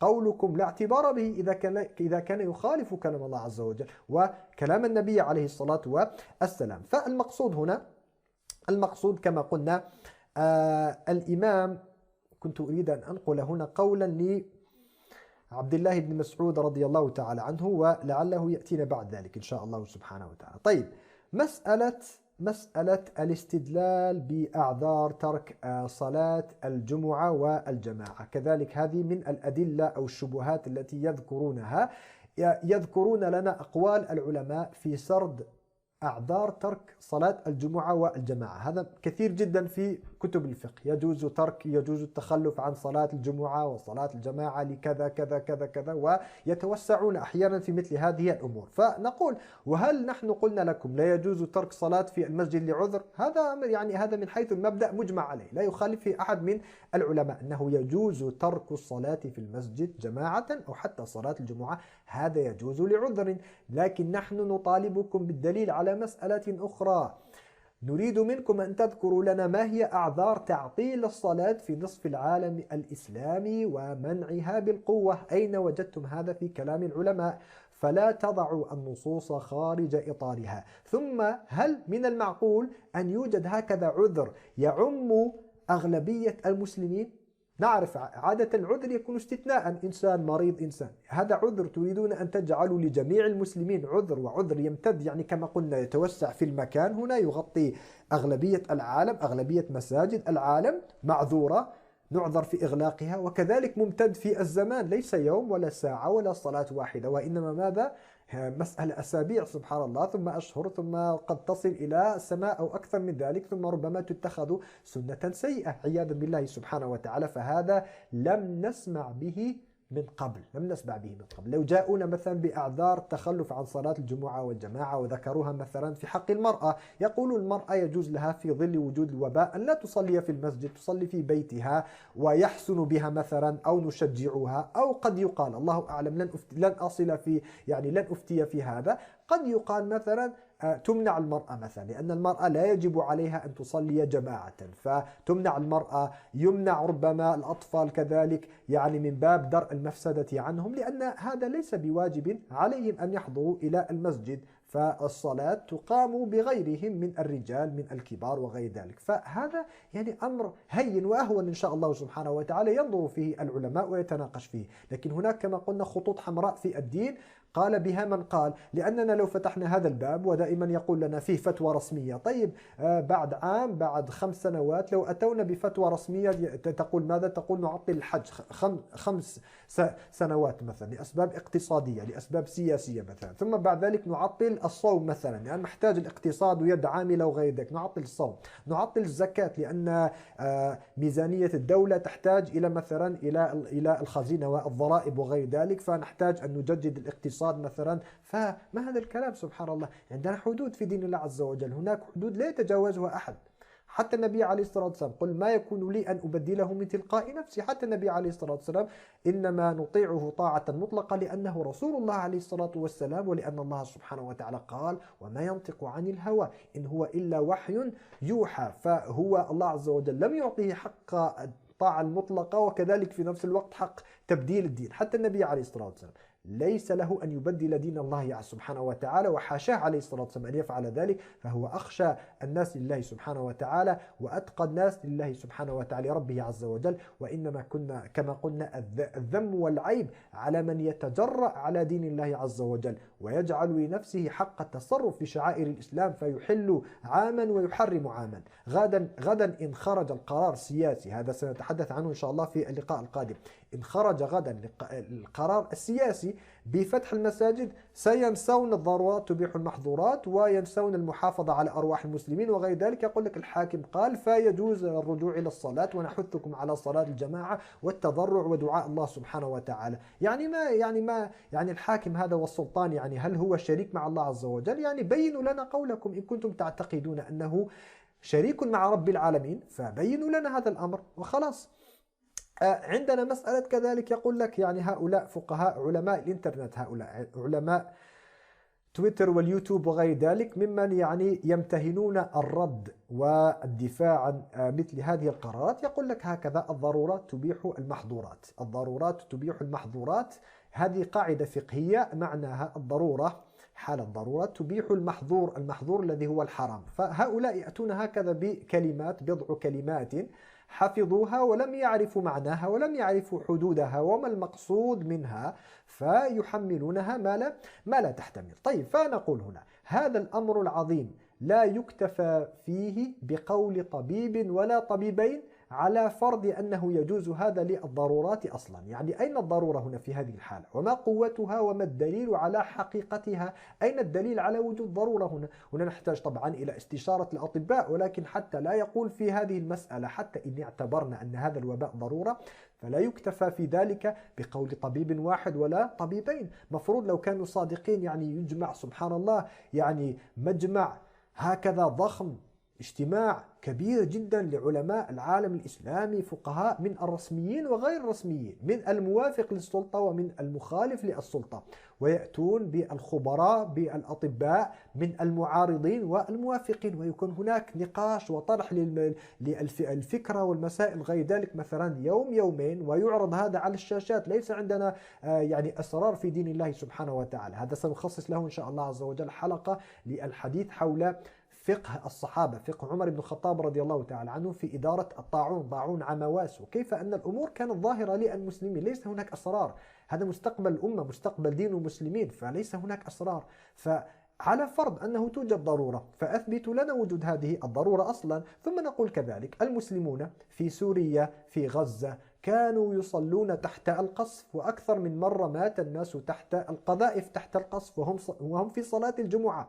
فلماذا لم تأمروهم يا أيها المشايخ قبل ذلك، لماذا لم تأمروهم وجوبا بتعطيل المساجد؟ صحيح خرجت فتاوى تجيز لهم ترك الصلوات عند الخوف وعند الحرب وغير ذلك، وهذا حق لا نعارض ولا إشكال فيه إن شاء الله عز وجل، ولكن لم أسمع أحد قال لهم يجب عليكم أن تصلوا في بيوتكم، يجب عليكم أن تغلقوا مساجدكم. بالعكس، كان إذا تخرج بعض المقاطع هكذا على اليوتيوب مثلا فيها المسلمون في سوريا وهم يصلون ثابتون في مساجدهم مع أن القذائف تسقط عليهم، كان الكثير من هؤلاء المشايخ أنفسهم يقول لك ما شاء الله ننظر إلى الثبات وقوة الإيمان. هل الثبات عندهم قوة إيمان وأنت يعني حلال عليك، يعني أنت لا يجب عليك أن تتحلى بالثبات وقوة الإيمان؟ عجيب سبحان الله. طيب، مسألة هنا كما قلنا الضرورات تبيح المحظورات. عليكم أن تعلموا وأن تفهموا أن من العلماء هذه كما قلنا تسمى هنا قاعدة فقهية، والقواعد الفقهية مختلف في دلالتها. يعني الكثير من العلماء لا يجيزون أصلا الاستدلال بالقواعد الفقهية. هذه القاعدة عموما أنا لا أناقش هنا القاعدة هذه معروفة، العلماء كلهم متوافقون عليها الحمد لله. الضرورات تبيح المحظورات كقاعدة عامة في دين الله عز وجل. لكن كثير من العلماء يقولون بأن القواعد الفقهية لا تذكر كدليل في دين الله سبحانه وتعالى، لأن لها استثناءات، لأنها خاصة يعني كهذه القاعدة مثلا ليست لفظ حديث ولا لفظ آية، هي مأخوذة من الآيات والأحاديث ولكن ليست آية وليس بحديث، فليست معصومة، ليس لها القدر أو الاحترام أو التعظيم الذي نعطيه لنصوص الوحي. عندها الكثير من الاستثناءات مثلا وغير ذلك. فهنا مثلا نقلت لكم هنا في قول الشيخ مصطفى الزرقاء عليه رحمة الله تعالى في هذا المعنى بهذا المعنى، لكن لن أقرأه وإنما سأقتصر على قول الشيخ سدلان عليه رحمة الله تعالى. يقول هنا: فلا يصح الرجوع إلى هذه القواعد، يعني القواعد الفقهية وحدها فقط دون نص آخر أو عام يشمل بعمومه الحادثة المقضية فيها. يشمل الحادثة. نحتاج تأتيني نعم تقول لي الضرورات تبيح المحظورات، لكن عليك أن تأتيني كذلك بنص حديث آية تتكلم حول الصلاة زمن الوباء مثلا، الصلاة زمن الحرب في المسجد مثلا. يقول هنا: لأن تلك القواعد على ما لها من قيمة واعتبار كثيرة المستثنيات وأحكامها أغلبية غير مضطردة. يعني أغلبية ولكن ليست عامة، ليست مطلقة، فيها دائما استثناءات، دائما توجد استثناءات. لذلك مثلا هل الضرورات تبيح المحظورات مثلا؟ هل يجوز لأحد من الناس أن يقول الضرورات تبيح المحظورات فأنا شاب وكذا وكذا وكذا ويدخل لنا في التفصيل يقول الزنا يجوز لي أن أقع في الزنا لأن ضرورات تبيح المحظورات؟ طيب، يقول أنا حالتي ضرورة، وقد يثبت قد يثبت حقيقة أنه في بعض الحالات كحالات الإكراه مثلا يذكرونها العلماء تكون حالة ضرورة، فهل يجوز له الزنا عياذا بالله عز وجل؟ العلماء يقولون لا شك في ذلك، الزنا لا يجوز، فليست كل ضرورة تبيح كل محظور، وليست كل المحظورات تجوز عند الضرورات. فيعني هناك تفصيلات سبحان الله. وكذلك هناك كما قال الله عز وجل يعني هنا أفتؤمنون ببعض الكتاب وتكفرون ببعض. فالإنسان لا يفرق بين نصوص الدين، هنا يأتي بما يحب ويترك البقية. هناك قواعد فقهية أخرى كقول العلماء مثلا قاعدة فقهية: الضرر لا يزال بالضرر، الضرر لا يزال بالضرر. فضرر الوباء وضرر الفيروس لا يزال بضرر تعطيل المساجد، هذا ضرر أكثر وأكبر عياذا بالله عز وجل وأخطر، لأن هذا فيروس القلوب، يعني القلوب تموت وتغفل عن ذكر الله سبحانه وتعالى وغير ذلك. كذلك من القواعد الفقهية المعروفة عند العلماء: الميسور لا يسقط بالمعسور، يعني أمر ممكن لا نسقطه بسبب أمر آخر غير ممكن، أمر ميسور. توجد خيارات أخرى مثل تعقيم الداخلين إلى المساجد، مثل تحديد عدد الداخلين إلى المساجد غير ذلك. يعني إنسان لو كانوا صادقين هؤلاء الحكومات وغير ذلك لو كانوا صادقين في إقامة شعائر الله عز وجل لما عدمت الحلول. حلول موجودة الحمد لله. يعني في أمريكا هناك يعني قاموا يعني بعد شهر فقط يعني ابتكروا الحلول حتى لإعادة فتح مثلا صالات الرياضة مثلا، حتى صالات الكازينو هذه التي فيها القمار وغير ذلك، والصور موجودة على الإنترنت يعني كيف وضعوا الزجاج والحواجز وغير ذلك. فلماذا هؤلاء لو كانوا حقا يعني يحترمون ويعظمون دين الله سبحانه وتعالى لماذا لا يفكرون في حلول أخرى؟ فهناك حلول أخرى. فالميسور أمر ممكن نقوم به، لا يسقط بسبب أمر معسور لا نستطيع أن نقوم به. نحن ما قلنا يعني الأمور تبقى على ما هي عليه وتبقى يعني أمور عشوائية غير ذلك. نعم قد تتخذ، قد يضطر المجتمع المسلم وأهل الحل والعقد وأهل الخبرة وغير ذلك قد يضطرون إلى اتخاذ بعض التدابير الاستثنائية، ولكن لا تصل إلى حد كما قلنا تعطيل شعائر الإسلام العظيمة عياذا بالله سبحانه وتعالى. قولهم الآن ولا تلقوا بأيديكم إلى التهلكة. يستدلون بكلام الله سبحانه وتعالى، ولا تلقوا بأيديكم إلى التهلكة. مرة أخرى هنا العمومات، الاستدلال بالعمومات، والاستدلال بالعمومات هذا خطير جدا. الإنسان إذا وضعه في غير موضعه، كإنسان مثلا يقول لك يعني هل أنت تعتقد بأن الإسلام دين حرية؟ تقول له نعم. هل تعتقد بأن الإسلام دين عدل؟ تقول له نعم. فيأتي مثلا يقول طيب أنا عندي حرية الكفر مثلا، حرية الفواحش، حرية الإجرام، أو العدل مثلا، سنغير أحكام مثلا الميراث المذكورة في القرآن سنغيرها لأن الإسلام دين عدل يا أخي.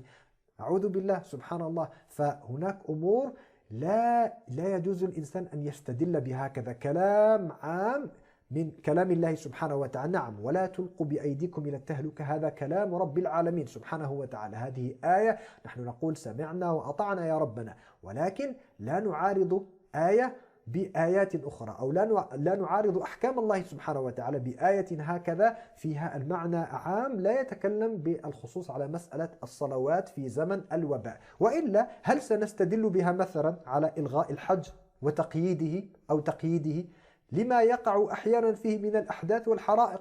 نحن نعلم أن الحج كان تحدث فيه الكثير من الأحداث والحرائق، وربما لو عملنا هنا حساب يعني جانب النسبة، ربما الذين يموتون في الحج بسبب الإرهاق والحوادث وغير ذلك ربما نسبتهم أكبر ممن يموت في زمن الكورونا مثلا، في زمن هذا الوباء. فهل نقوم بإلغاء الحج؟ نقول ولا تلقوا بأيديكم إلى التهلكة كما قال ربنا سبحانه وتعالى. هذا أولا. ثم يعني هل نقول مثلا بمنع الصيام إذا ثبت طبيا عند الغرب؟ لأنه دائما الغرب يسبقنا في الجانب الطبي. عندنا في البلاد العربية لا توجد حتى مراكز الأبحاث غير ذلك غير موجودة. كل معلومات، أغلب المعلومات هنا يعني مبنية على ما يأتي من بلاد الغرب. فهل نقول مثلا سنقوم بمنع الصيام إذا ثبت طبيا عند العلماء الغربيين أن الصيام في هذه الفترة مثلا في هذا الموسم غير ذلك بسبب من الأسباب صار مضرا للصحة، صار قاتلا للناس مثلا، هل سنقول بهذا؟ أمر لا يقول به مسلم طبعا، ولكن قد يأتي سبحان الله، قد يأتي زمان كل شيء صار ممكن سبحان الله، صرنا لا نستغرب ولا نستبعد وقوع أي شيء. وهل أنتم عندما تستدلون بقول الله عز وجل ولا تلقوا بأيديكم إلى التهلكة، هل ترضون أن يأتي من يستدل عليكم، من يرد عليكم؟ لا يرد هنا على الآية، أعوذ بالله، لا يجوز هنا، لا نضرب كلام الله عز وجل بكلام الله سبحانه وتعالى، لا نضرب القرآن بعضه ببعض، ولكن يرد على فتواكم، على ما أجزتموه باطلا. هل ترضون أن يأتي من يستدل عليكم فيقول الذي ينطبق عليكم هو قول الله عز وجل أرأيت الذي ينهى عبدا إذا صلى، أو قول الله سبحانه وتعالى ومن أظلم ممن منع مساجد الله أن يذكر فيها اسمه وسعى في خرابها، أو يستدل عليكم بقول الله سبحانه وتعالى إن الذين كفروا ويصدون عن سبيل الله والمسجد الحرام، فيقول لكم أنتم صددتم عن المسجد الحرام. هل ترضون بهذا الكلام؟ ما ترضون، تقولون هذه الأدلة والله يا أخي أنت بالغت وجعلتها يعني في خارج إطارها ولا تشدد، وهذه فتوى واجتهاد وغير ذلك. فسبحان الله، مع أن هذه الآيات التي ذكرناها ألصق بموضوع المساجد من الآية التي ذكرتموها أنتم، تستدلون بها وتريدون يعني الاستدلال بها لإثبات أو لإباحة إغلاق المساجد. فمن من المفسرين والعلماء قبلكم حمل قول الله عز وجل ولا تلقوا بأيديكم إلى التهلكة على إبطال الصلوات وإغلاق المساجد بالقوة وبالقهر وبالعقوبة والسلطان. مسألة أخرى هنا، مسألة مقصد الحفاظ على النفوس. يقولون من مقاصد الشريعة الحفاظ على نفوس المسلمين. فنقول لكم طيب، إن كنتم حقا تهتمون بالحفاظ على أرواح المسلمين، فنريد أن نذكركم بأن الاستهزاء بالله تعالى وبرسوله صلى الله عليه وسلم وبدينه، وبأن سب دين الإسلام وانتشار، وبأن الجرائم والرشوة والحرام والعقوق وقطع الأرحام والفواحش والربا والظلم العظيم والمجازر المروعة لإبادة المسلمين، أن ذلك كله قد انتشر انتشارا فاحشا في بلاد المسلمين.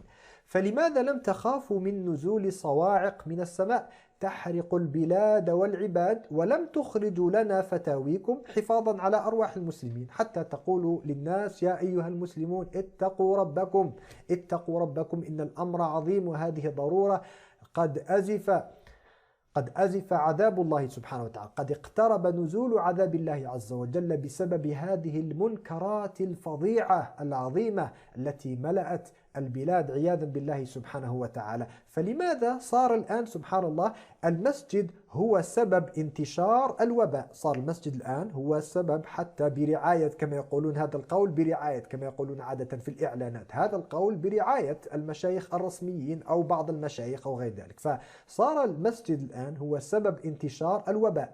أما القول بأن الوباء عذاب على المنكرات والظلم هذا صار تألي على الله عز وجل، صار لا يقال هذا، لا يجوز تقول هذا، تتهم الآن بالتطرف والرجعية وغير ذلك، مع أن الآيات واضحة في كتاب الله عز وجل وأحاديث النبي عليه الصلاة والسلام. طيب، فلو زعمنا جدلا أن فتح المساجد سيكون سببا في موت الناس، وهذا غير صحيح، ولكن لو فرضنا أن فتح المساجد سيكون سببا في موت الناس مثلا، فهل في دين الله عز وجل هل النفوس والأرواح هي التي تبذل للحفاظ على المساجد، أم أن المساجد هي التي يضحى بها حتى نحافظ على الأرواح؟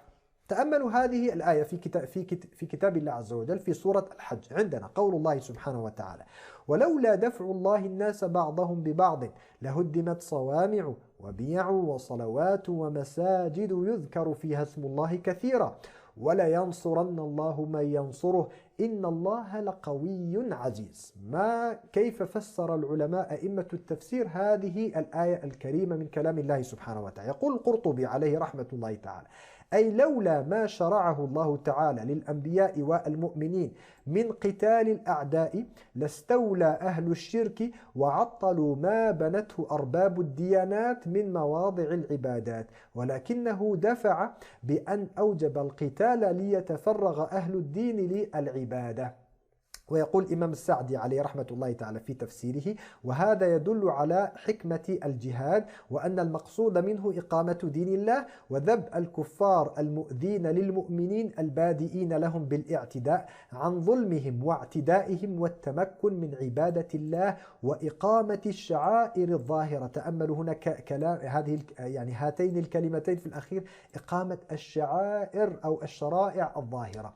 ما هي الشرائع الظاهرة؟ هناك ما ذكره الله سبحانه وتعالى هنا في هذه الآية، سياق الآية واضح جدا: لهدمت صوامع وبيع والصلوات. فالصوامع والبيع قال العلماء هذه معابد الأمم التي كانت قبلنا، أما المساجد هي معابد أمة الإسلام يذكر فيها اسم الله كثيرا. فهنا تبذل النفوس حتى تبقى المساجد قائمة ويذكر فيها اسم الله عز وجل، يعني هذا حتى في الحالة القصوى، ليس العكس، ليس تهدم رسالة المساجد وتعطل المساجد كما قلنا. بعض الناس يقول لك يا أخي هذا أمر هذا أمر فقط بسبب هذا الوباء. لا يا أخي، هذا أمر قد يدوم لأسابيع أو لأشهر، قد يفتحون المساجد ثم تأتي موجة ثانية أقوى من الكورونا فتغلق مرة ثانية، أو قد يتخذ هذا المسجد هذا الأمر هذا إن لم ينكر، إن لم يعتذروا ويقولوا أخطأنا وقلنا بمنكر عظيم، حتى إن فتحوا المساجد غدا سيتخذ سنة. كلما جاء واحد حاكم هكذا، حتى في البلاد الغربية، حتى في بلاد الأقليات غير ذلك، يقول لهم حتى في البلاد العربية والمسلمة العلماء وعلماؤكم أفتوا بإغلاق المساجد، فنحن علينا أن نغلق المساجد لأسباب ضرورة وصحة وغير ذلك. سيصبح سنة هذا، أنتم تقومون، أنتم تساعدون، أنتم تشجعون على هدم رسالة المساجد وبيوت الله سبحانه وتعالى عياذا بالله عز وجل. وهنا سبحان الله، وأنا أراجع هنا الآية وتفسير العلماء كلام العلماء، وجدت هذا سبحان الله. تأملوا هذا الأثر الصحابي الجليل أبو الدرداء رضي الله تعالى عنه الذي نقله القرطبي في تفسيره. يقول أبو الدرداء: لولا أن الله عز وجل يدفع بمن في المساجد عمن ليس في المساجد وبمن يغزو عمن لا يغزو لأتاهم العذاب. لأتاهم العذاب، نعوذ بالله تعالى. يعني قبل ذلك، قبل الكورونا، كان عندنا 50%، لا يوجد غزو في هذه الأمة. الآن ما في غزو، عطلوا الغزو. ما الذي بقي؟ المساجد. فلولا أن الله عز وجل يدفع بمن في المساجد عمن ليس في المساجد، يعني الناس في الخارج الذين لا يصلون، لا يأتون المساجد، يعصون الله عز وجل، الفواحش والمنكرات، الله عز وجل يدفع بأهل المساجد العذاب عن الجميع، لا أتاهم العذاب. يعني هذا قول صحابي جليل، وقول الصحابة على العين والرأس رضي الله تعالى عنهم. فنحن الآن أمام حلول عذاب الله عز وجل، نعوذ بالله تعالى من عذابه. طيب، في الأخير إن شاء الله سبحانه وتعالى بقيت هنا مسألة النهي عن دخول أرض الطاعون. بعضهم كذلك يستدل بالنصوص التي جاءت عن نبينا عليه الصلاة والسلام في النهي عن دخول أرض الطاعون، فيقول لك لا يجوز دخول المسجد. لا أدري ما العلاقة من قريب ولا من بعيد بين المسجد وبين أرض الطاعون. أول شيء، الطاعون هذا ليس بطاعون، هذا وباء. العلماء، وهذا نفصله إن شاء الله عز وجل في حلقات قادمة بإذن الله عز وجل، عندي بحث هنا سيكتمل عن قريب بإذن الله سبحانه وتعالى، نبين لكم كلام العلماء. فرق عظيم جدا بين الوباء وبين الطاعون. الطاعون وباء، ولكن ليس كل وباء طاعون. الكورونا لا يأخذ كل أحكام الطاعون، هذا أمر وهذا أمر آخر. مسألة كذلك الحجر الصحي، بعضهم يقول النبي عليه الصلاة والسلام قد قرر مبدأ الحجر الصحي. هذا عموما من حيث المبدأ، نعم، مبدأ الحجر الصحي، ليس تطبيقات الحجر الصحي. في الحلقة القادمة إن شاء الله نتحدث عن هذه المسألة. حتى في البلاد الغربية الآن هناك تطبيقات مختلفة جدا، أحيانا متناقضة، للحجر الصحي أو ما يسمى بكارونتين باللغة الفرنسية. فليس كل صور الحجر الصحي نحن ملزمون بها. لا يجوز لأحد أن يأتي بصورة من صور الحجر الصحي فيقول لنا يعني هذا يعني هذا شيء أمر به النبي عليه الصلاة والسلام. لا، النبي عليه الصلاة والسلام قد شرع لنا مبدأ مماثلا لمبدأ عامة مبدأ الحجر الصحي، وليس كل التطبيقات وكل التفاصيل. أيضا الذي جاءت به النصوص هو منع الدخول إلى أرض الوباء أو الخروج منها، لا منع اختلاط الناس وفرض قطع الأرحام وصلة الوالدين وإقامة الصلوات وغير ذلك. وكذلك بعضهم يحتج بقول عمرو بن العاص رضي الله تعالى عنه أيضا في طاعون عمواس، عندما أمر الصحابة بالتفرق. كما قلنا الكورونا ليس بطاعون، ولكن على فرض أن الكورونا هو الطاعون. عمرو بن العاص رضي الله تعالى عنه أولا ليس بأقوال كل الصحابة، بل عارضه شرحبيل بن حسنة ومعاذ بن جبل رضي الله تعالى عنهم، كما في الروايات الصحيحة التي سنذكرها في الحلقات القادمة بإذن الله سبحانه وتعالى. وصدقهم عمرو بن العاص على ذلك، قال صدق شرحبيل أو كما قال رضي الله تعالى عنه. سننقل إن شاء الله عز وجل الروايات، لن نثقل عليكم في هذه المرة. وأيضا حتى عمرو بن العاص هو نفسه بعد ذلك، بعد طاعون عمواس، عندما ذهب حتى يدخل مصر قيل له يوجد طاعون في مصر، فقال يعني أرادوا أن يثنوه، أن يمنعوه من الدخول إلى أرض مصر، فقال لهم إنما جئنا للطعن والطاعون، فدخل فلعله غير قوله. ويعني فضلا عن كون هذه الكلمة وهذا الأثر عن عمرو بن العاص رضي الله تعالى عنه ليس فيه يعني كلام عن صلاة ولا عن تعطيل المساجد ولا عن إغلاق المساجد، بل كانت الصلوات تقام في زمن الصحابة رضي الله تعالى عنهم. فختاما إخواني في الله سبحانه وتعالى، أطلنا عليكم، ولكن القضية كما قلنا خطيرة وعظيمة جدا. وأنا أقول لكم يوجد الكثير من العلماء والمشايخ والدعاة الذين يستنكرون تماما هذا الواقع في الوقت الحالي، ولكنه الخوف من التكلم بالحق، لأنه لا يوجد حرية للفضيلة والخير في العالم الإسلامي اليوم. لا تكاد توجد هناك حرية. حتى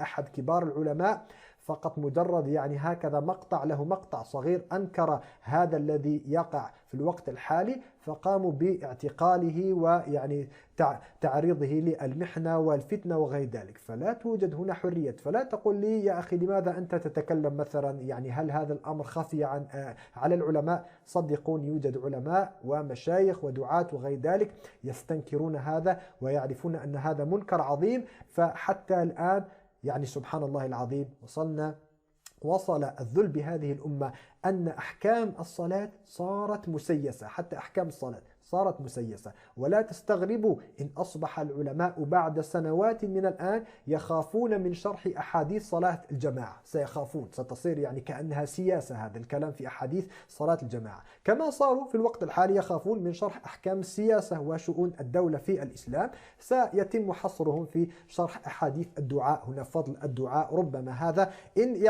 إن أجازوا لهم ذلك. فإن شاء الله عز وجل في الحلقة القادمة بإذن الله سبحانه وتعالى سنتكلم حول نفس القضية هنا، ولكن من منظور آخر، ليس من منظور الفقه والشرع، وإنما من منظور الواقع، حتى يكون الناس على وعي وعلى بينة من أمرهم. ولا تنسوا بارك الله تعالى فيكم يعني لا تنسوا أن تقوموا بنقل هذا المقطع وبإخبار غيركم عن هذا المقطع إن شاء الله عز وجل لضرورة الإفادة. هذه الضرورة ليست ضرورة إغلاق المساجد، وإنما ضرورة تعلم ديننا حتى يكون المسلمون على بينة من أمرهم، حتى يحفظنا الله عز وجل من عذاب الآخرة وكذلك من عذاب الدنيا، وإلا فالقادم يعني أدهى وأمر. نسأل الله تعالى العفو والعافية لنا ولكم ولجميع المسلمين، وصلى الله وسلم وبارك على نبينا محمد وعلى آله وصحبه أجمعين.